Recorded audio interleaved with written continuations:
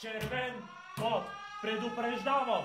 Червен кот! Какво е нещото, което носи гледания в YouTube повече от всичко? Създаването на оригинално, готино и полезно съдържание.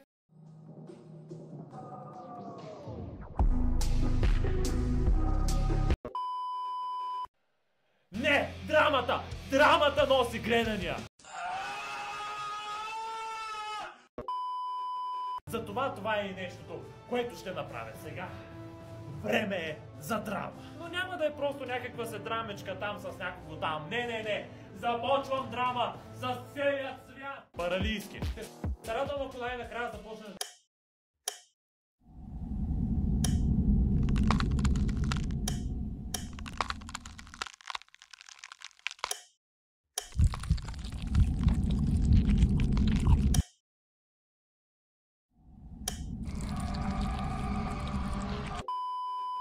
Йонинов, единственият уж редовен ютубър, който някак се успява да е по-нередовен даже и от мен. Анди Студио. Здравейте, Дани Арни!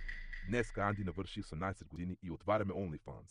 Гледайте само сега на OnlyFans Kosham Дани Студио.